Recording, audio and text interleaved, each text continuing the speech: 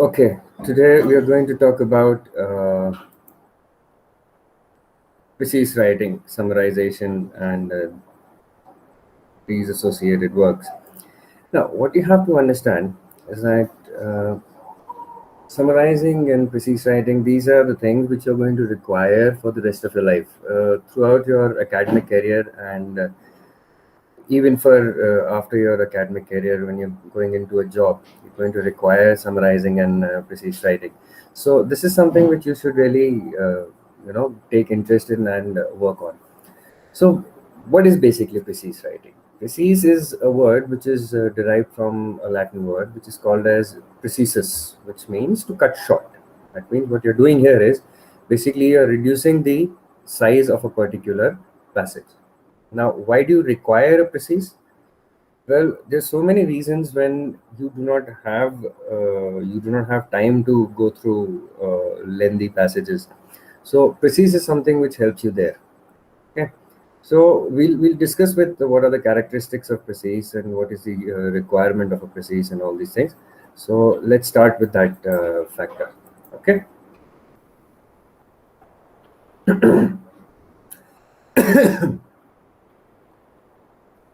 Okay. So, according to Collins English Dictionary, a precise is a short written or spoken account of something which gives the important points but not the details. Okay? It is what you're basically doing is you are reducing the content of a particular work, okay, and you're giving the important points but you're not giving the details of it. So these precise is basically you write for either a summary of a book or an article or a speech or some other type of text. Okay, so what are the characteristics of a good precise? A good precise must have the following qualities. It should be having clarity. That means the idea should be clear and easily understandable. दरवाजे के पास में. So clearly understandable by the reader. Okay. The factor should be having correctness. That means, हाँ, चालू करके? Correctness. That means it should have the facts and figures of the text, and these facts and figures should be accurately presented. Okay. Then it should have objectivity. So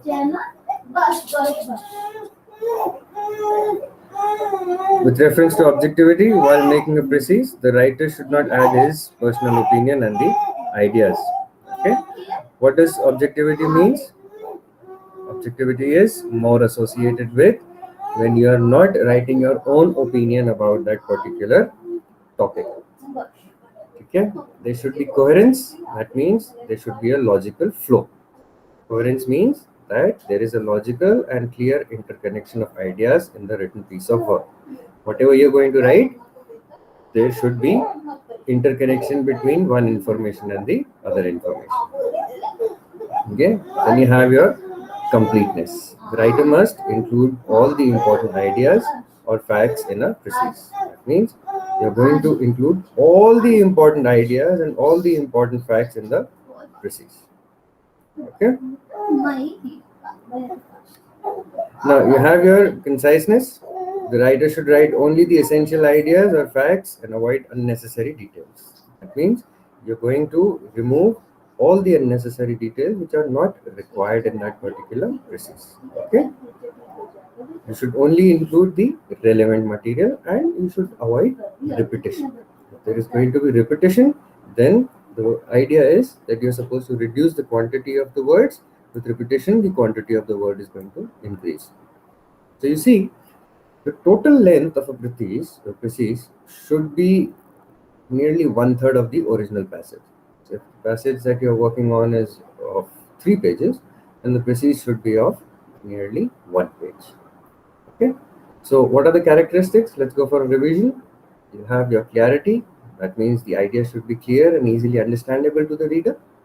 So you should write it in such a way that whoever is reading it is able to understand it in an easy manner. See? Then you have correctness. That means all the facts and figures should be accurately represented. If these data are not presented accurately, then there's going to be the reader is not going to understand or is going to get false information. Then you should have objectivity. That means there should be no personal opinions, there should be no personal ideas in that writing. You should only inform what is written in the passage. You have coherence, that means there should be logical or a clear interconnections of ideas in a written piece of work. Okay? Then there should be completeness. The writer must include all the important ideas or facts in a precis. Okay?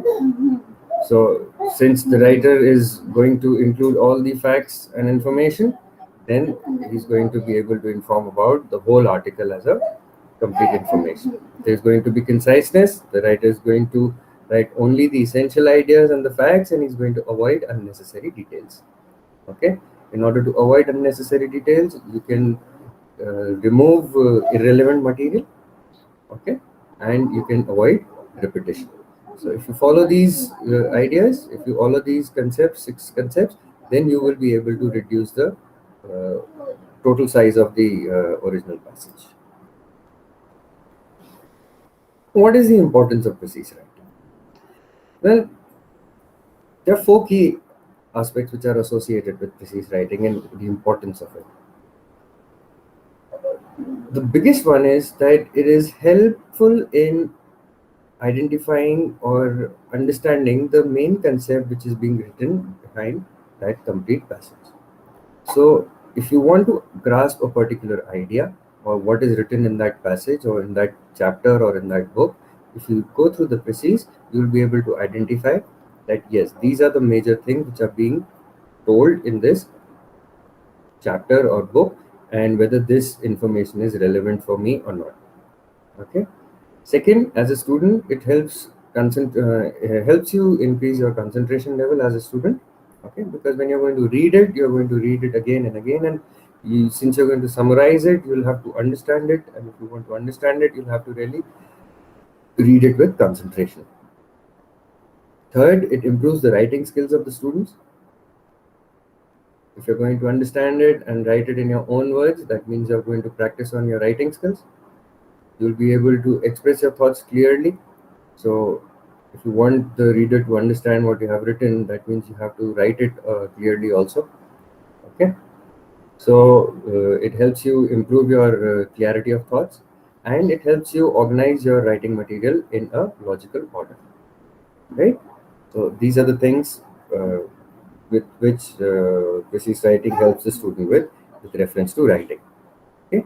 And the fourth and another important thing is that when you write a precise, whoever is reading it is basically going to read the outline or the information which is informed in it.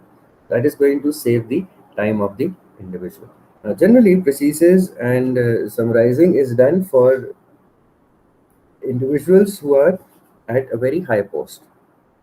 So, you have your businessmen and CEOs and all these people, they do not generally have time to go through the complete information. What they do is they go through the precise and they gather some information and work accordingly. So how are you going to go for writing a precise?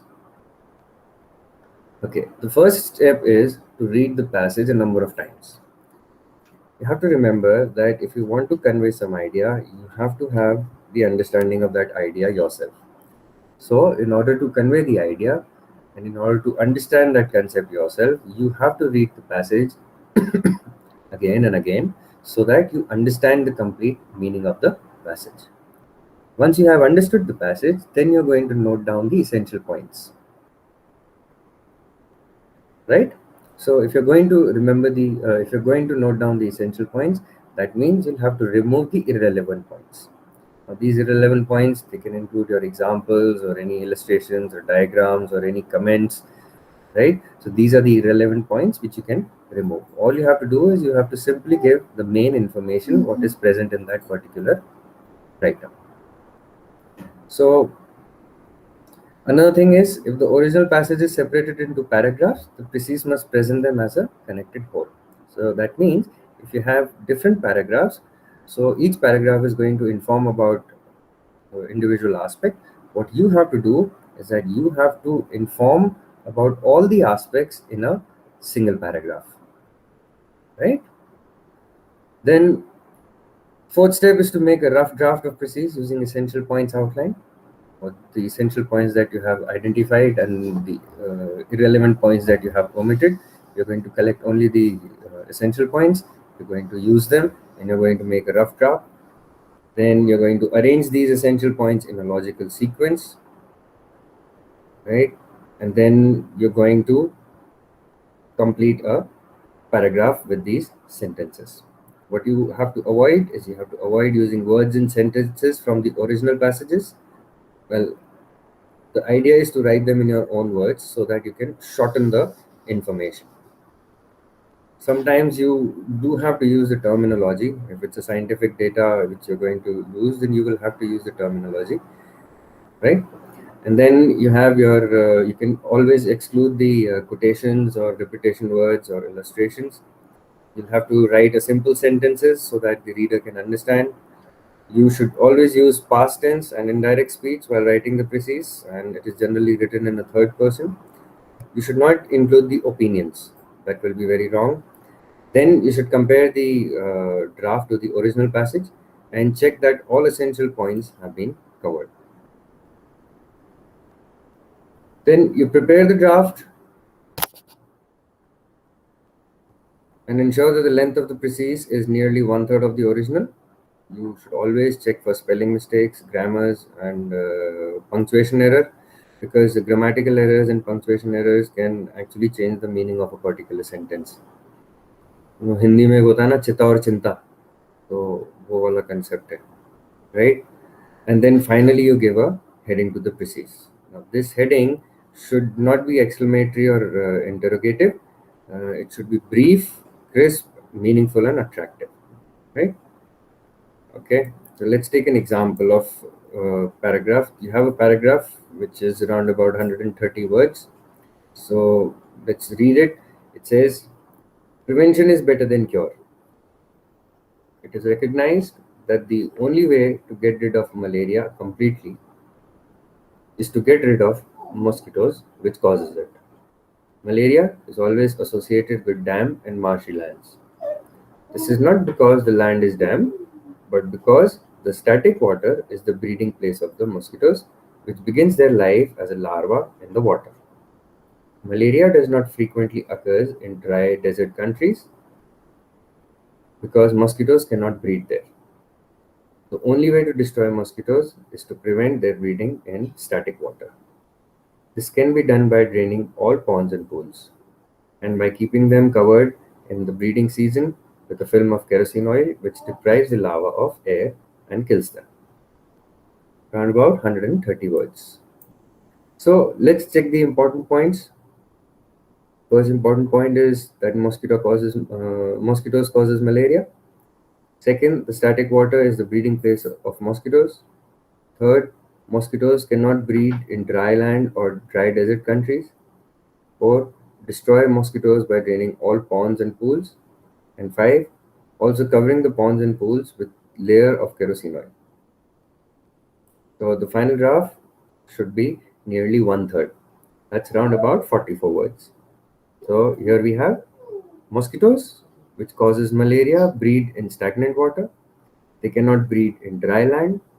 The spread of malaria can be controlled by draining all ponds or by covering the surface of stagnant water with a thin layer of kerosene to kill the larva. You see, that's how you reduce the quantity of the words. Then we have the concept of summarizing. Summarizing is defined as taking a lot of information and creating a condensed version that covers the main points.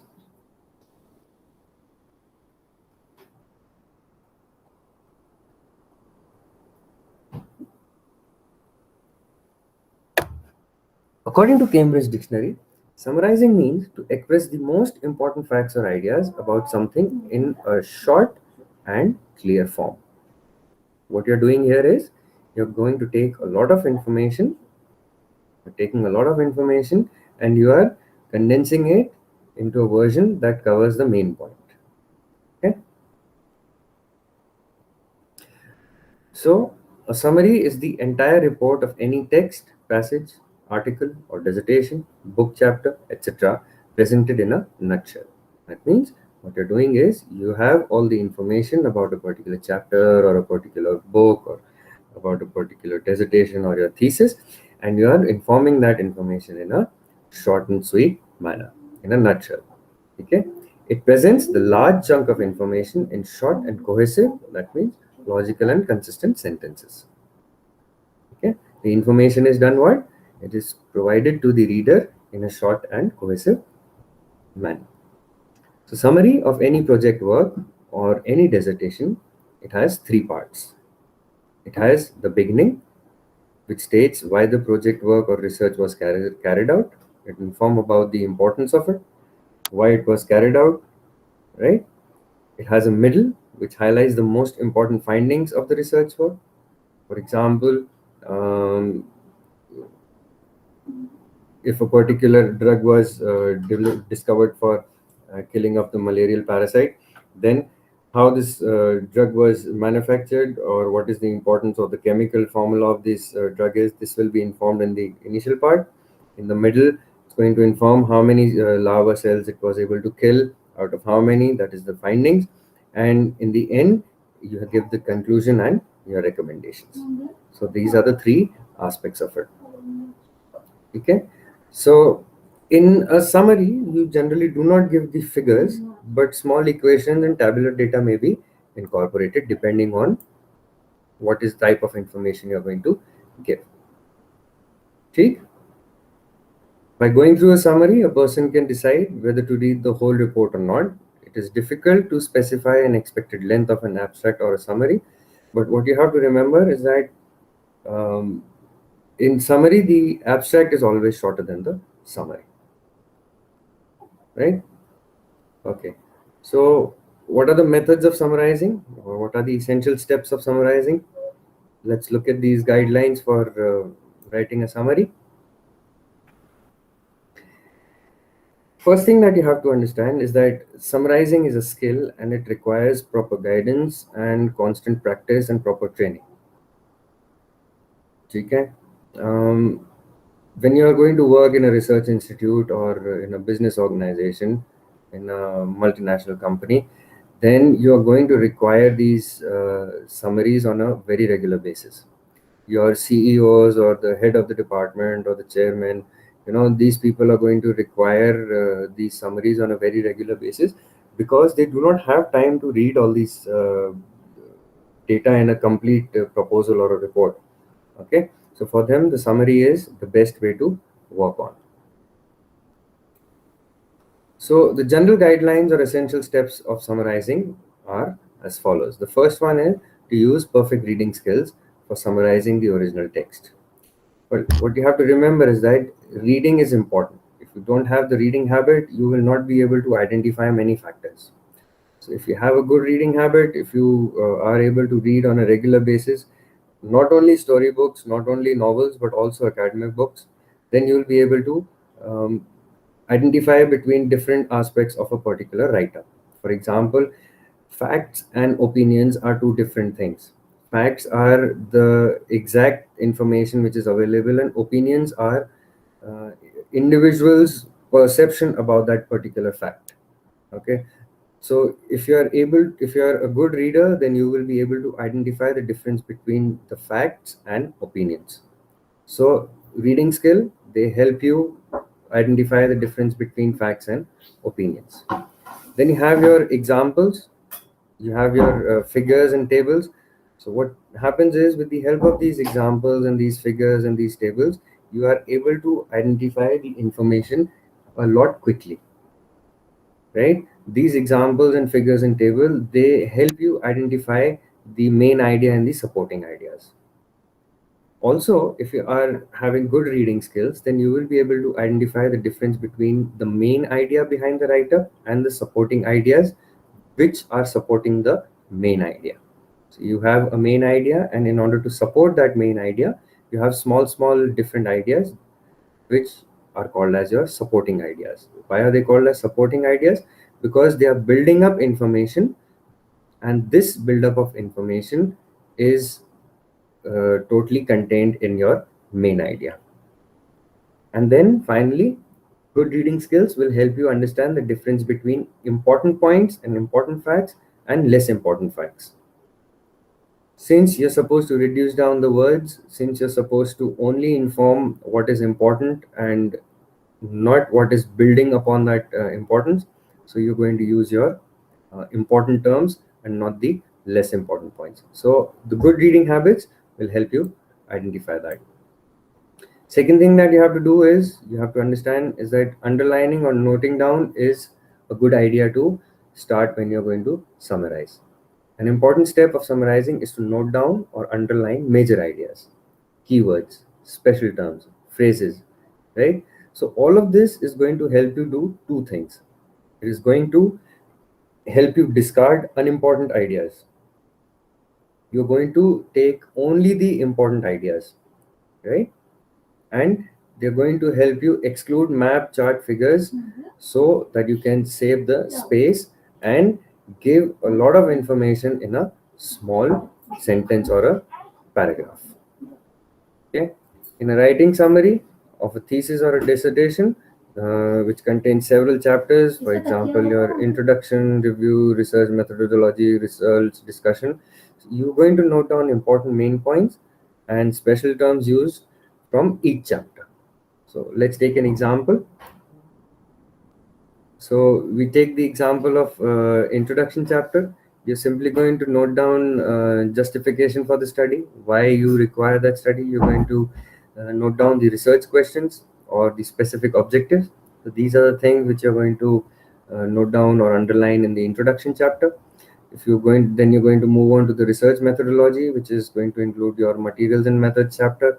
Here you're going to note down the study area, where the study was done, sampling procedure, how the sampling was done, what was the design of the experiment, and all those things. So if there are any hypotheses, you're going to utilize those hypotheses. Okay, there's going to be mention about methods of instruments, if there is, and what was the statistical analysis. Now, what you have to remember is that it is not a compulsion to inform about the methods and instruments if you know your reader is a person who understands the terminology. For example, if you're talking about coronavirus, and everybody knows that for coronavirus you use RT-PCR, and the threshold cycle is around about 30-35.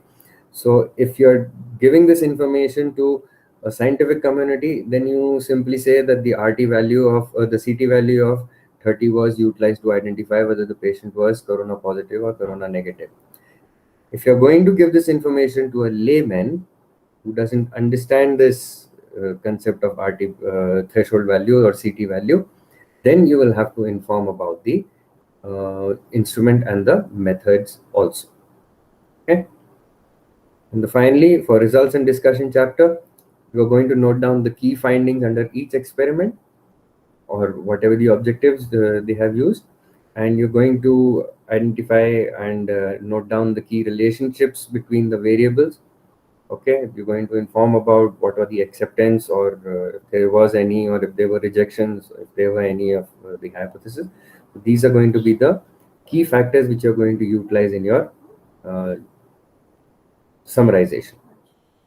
Then you're going to third point is then you're going to check for your appropriation. After noting down or collecting major points, it is essential to further check the noted points from the text for appropriateness. Okay, this will help you include any important point, and if you have added some not important point, then you can remove that. If you have not added an important point, then you can add that. Okay, so appropriateness is extremely important. Now, summarizing requires a number of drafts. There's always going to be at least 2 to 3 drafts for a particular summary, unless and until you're very good with summarizing, which comes with practice only. So, in order to prepare your first draft, you should keep the following points in mind. Is that the first point is that you have to write down in your own language. That is the most important aspect of any summarization method. Okay, and you have to avoid technical language. except in the cases of projects and thesis. Okay, simply you should write in simple and understandable English.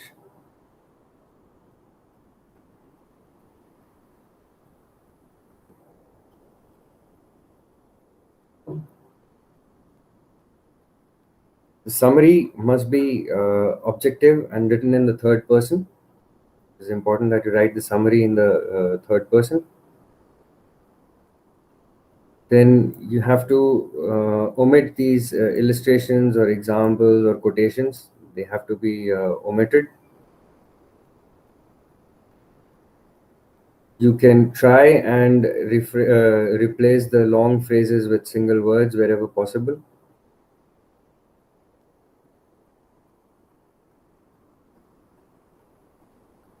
Okay.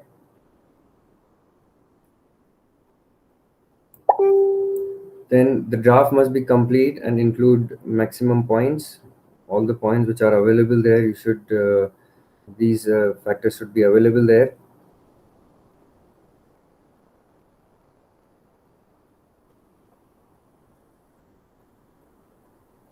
You should always avoid these repetitions. Repetition is going to only increase the length of the work that you are going to provide to the reader.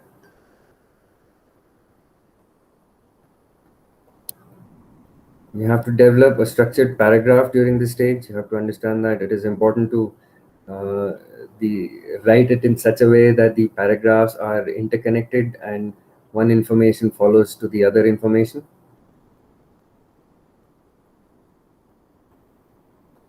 You have to compare the summary of the original passage for accuracy. Means your information should be accurate. And then you have to finally understand that there are no spelling mistakes or grammatical or punctuation marks error. So the thing is, the thesis or the dissertation, you have to understand that these type of write-ups, they are divided into different type of chapters. Okay. Then what you do is you write a small summary for each type of chapter. Okay, and that's how you're going to continue to go for your summarization. Another thing is, if you're going to write up for more than one page, then the reader might get bored. So the chapters should be, when you're going to summarize them, they should be easy to read and not monotonous. They should not have huge amount of information in that.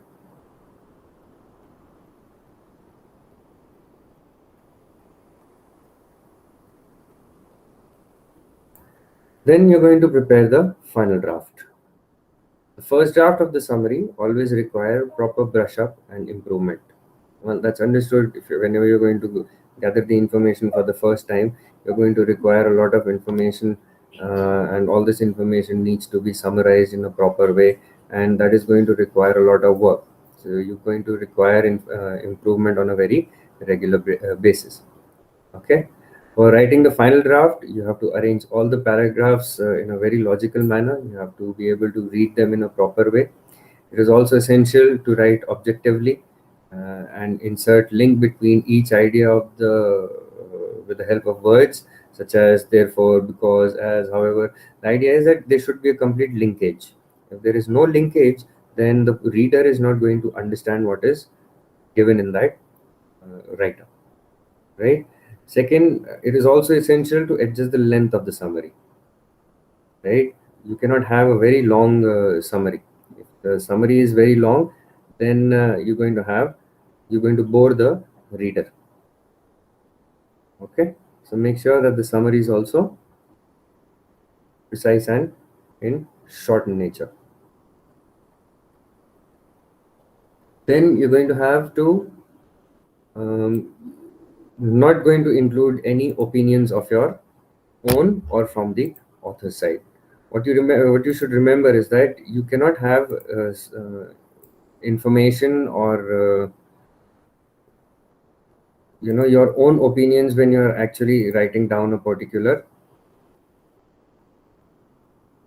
summarization. So whatever chapter you have, if you're going to write that chapter, then you're going to summarize that particular chapter, then you should not include any of your own notions or thoughts or whatever you have.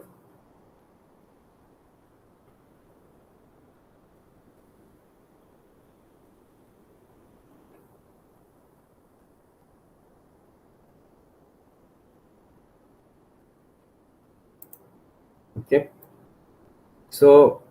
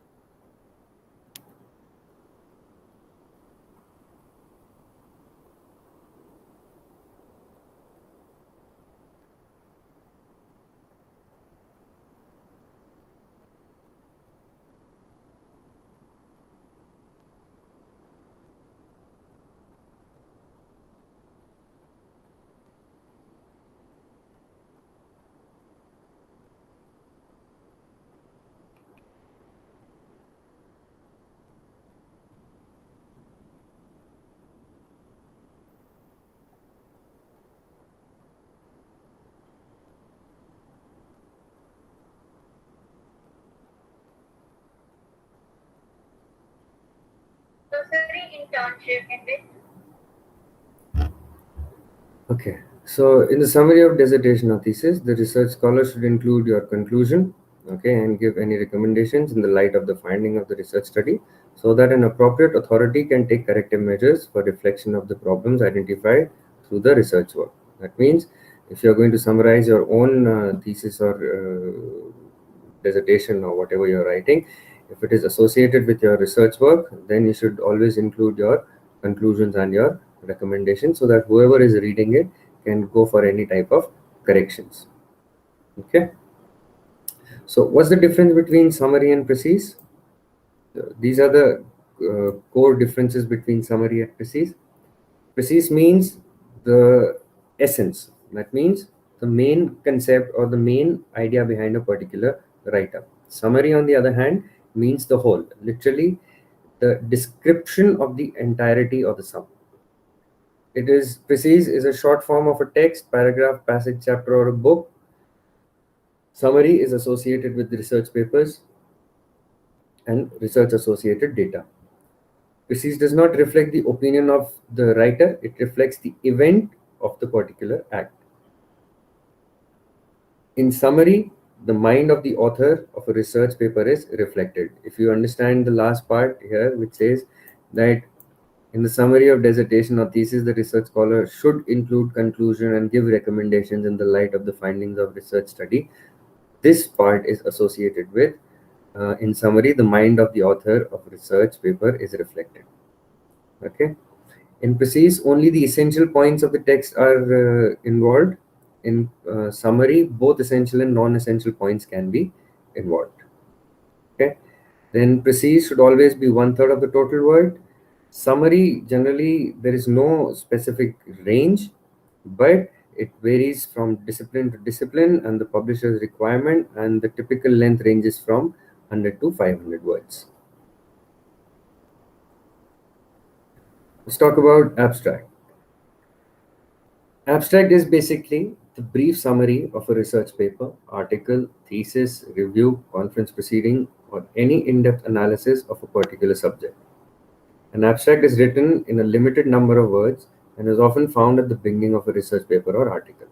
It is essential that an abstract includes few keywords of the research. So where do you find the abstract? Abstract is, you can find the abstract in the beginning of a research article or a research paper. What are the characteristics of an abstract? The abstract should not exceed 250 words of full-length research paper and 100 words for notes. So you have to keep that thing in mind that the maximum number of words is 250. and for a research paper, and 100 words for notes. Now, remember, abstract varies from journal to journal, from research paper to research paper. Some people require abstract for 250 words, some people require abstract for 350 words, some even accept for up to 500 words. Okay. A good abstract should accurately include information of the original document. So that means it's going to include most of the information available in the original document. It should be clear, concise, and free from jargon so that it could be easily understood by the reader. Obviously, since this is the first thing a person is going to read, so this thing should have information which should be clear and concise. It should not have extra words and all those information. It should refrain from adding any information not included in the original paper. Now, generally, when you are writing an abstract, you do not add any information from your own side in the abstract. Whatever is present in the paper, you simply inform that in that particular abstract. Okay, the references, these tables, illustrations, any equation, and all these formula, these things are not given in an abstract. Abstract does not contain any of these things. There are no tables in an abstract. There are no equations or any formula. These are generally not given in the abstract unless it is required or requested from the publication house. Because sometimes there are publication houses which require illustrations along with your abstract. So when you're preparing your illustration, you're going to prepare the illustration based on the information of the abstract. Okay. Then it should include a few keywords which help the readers to identify main points of the paper. Keywords are also essential in that. Past tense is used when you're writing an abstract. It is written in a passive voice. It is not written in active voice. The work was done. Instead of writing we will do the work or work is being done, right?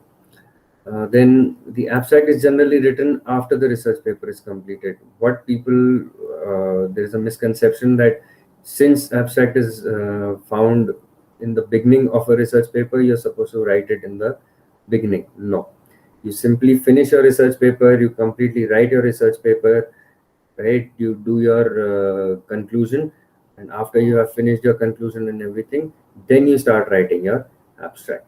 There are no paragraphs in abstract unless and until asked by the publication house. Some publication houses require the abstract to be divided into 4 parts. That means materials and methods,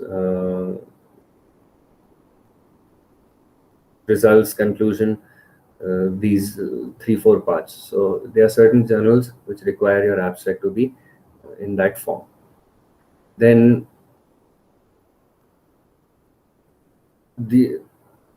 then you have the scientific names of plants or insects or full chemical names. They should be written in the abstract when the common names are first mentioned. Okay. And finally, a good abstract should briefly state topic or the research, that is why you're doing the research. Okay, why did you do the research, or the background behind the research, what were the main objectives of the research study. You're going to inform in that abstract the brief description of the methods used, and you're going to give the main findings and then your conclusion. So if you're going to include these 5 things, then your abstract is satisfactory. What is the importance of an abstract? An abstract informs the reader with the necessary information to understand the crux or the most important point of the research. So abstract helps the readers or other research scholars to decide whether the research paper is relevant to the purpose, or whether they should invest time in reading the whole article. What happens is, generally when you're going to go for your literature review, the abstract of a particular paper is going to be most helpful to you. So the abstract gives the reader an idea about what is written in that particular paper. So after reading the abstract, the author can generally work on, it can gather information about all these factors associated with it. Okay. So also, abstract which is pretty well written, it also helps you publish your paper in a good journal. Okay. Then you have a well-written abstract is recognized by the organizers of the seminar or conferences, and they also invite the researchers to present the paper in the seminar. So what happens if your abstract is good, then your the person whoever is going through that reading, if he's from a good organization and if he reads your abstract and if he likes the information, he can contact you to add further information to it. Okay. Then the important keywords written at the end of the abstract helps others in their own research for information. So these keywords which you are going to use in the research paper in that particular abstract, this is going to help others also identify their area, whether your paper is associated with their area or not. Okay. And then abstracting and indexings are aimed at compiling the body of literature for that particular subject. So if you're writing a book, or if somebody else is writing a book, they're going to utilize these abstracts, and you're going to use these abstracts and compile them in a manner so that it is useful for everybody. So what is the difference between summary and abstract? Summary is a short form of an essay or a chapter in a book or an act in a play. Abstract is a short form of a research paper with limited number of words. So the maximum number of words are for abstract 250. Okay. It is usually presented at the end of the essay or the paper. Abstract is presented at the beginning of a research paper and submitted prior to the long research paper to be presented at a seminar or conference. So this is the abstract, is the first thing that is being read. Okay. Then summary reflects the event of a particular act of a play. Abstract reflects the mind of the author of the research paper. Then no keywords are required after a summary. Few keywords are required after a abstract. A summary may be written in more than one paragraph. Abstract is written only in one paragraph unless stated specifically by the journal. Summary should contain the focal points of the original work. The abstract should contain the research purpose, methods, results, and conclusion, or any other recommendations from the author. Then you have guidelines for writing an abstract. Well, writing an abstract requires skills, it requires knowledge, it requires the experience of a researcher. It is a short scientific summary of any research work. A research scholar or scientist should start to write the abstract after writing the full research paper. Any research paper, either in social science or agricultural science, should contain some chapters with introduction, objectives, methodology. If you have a social science paper, even we have methodology in our papers also, or you have your materials and methods in our agricultural sciences. Okay, then you have your results and discussion, you have your conclusion, you have your recommendations. So these are the paper common factors which are associated in most of the papers. Okay, so the following steps are important in writing an abstract. The first step is to give a statement in 1 or 2 sentences mentioning the background or the reason or the justification for conducting a research. For writing a statement, select appropriate words and sentences from the introduction portion of the research paper. From that introduction portion, you can identify keywords or sentences which you have used to write the whole paper, informing about the background of the study, or why you did the study, or what was the importance of the study, what was the importance of doing the study, why it was supposed to be done. These are the things which are going to be in the beginning. Okay, and then you're going to write about the main objectives of the research or the experiment. So there may be more than one objectives of your particular research work. For example, in my thesis, I have 4 objectives. So I'm going to write about all those 4 objectives. But due to word limit, you have to keep in mind that you have to be very selective in choosing what information you want to put in that particular abstract. So, but as it says here, due to word limit of the abstract, the main objective is selected from the objective part of the full-length research paper using the same words or similar words. So with the help of these things, you can go for either writing your abstract or summary or thesis. So these are the difference between your summary, precise, and abstract.